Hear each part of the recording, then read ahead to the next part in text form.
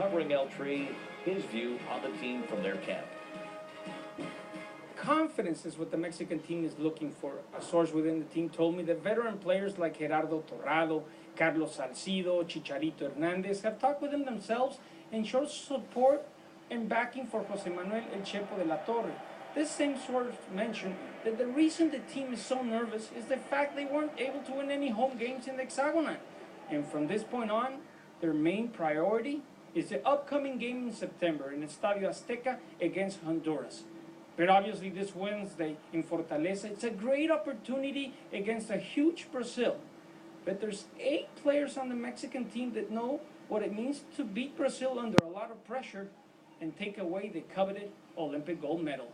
Bob, back to you. Thank you, Johnny. Casey Scolari, the Brazilian manager, said that Mexico is the stone in our shoe. And there's some confidence perhaps in looking back at past performances for Mexico, but this is a team that's really struggling to find itself. I think especially in that final third, trying to score goals. You know, defensively, Corona's had an excellent hexagonal. You've had defensively, they've kept it pretty tight at the back, but going forward, they just cannot seem to find a way to score goals. And even at Azteca, I mean, the place where, you know, everybody was afraid to go to. Not anymore.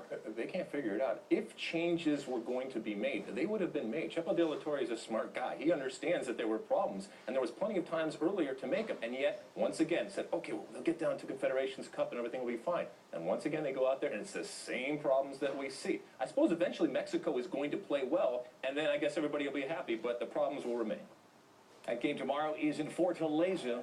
Now, throughout Brazil the last several days, demonstrations across the country involving an estimated 100,000 people in a number of major cities. This yesterday, Brazilians demonstrating everything from the rise in transit fares to the cost of staging this tournament and the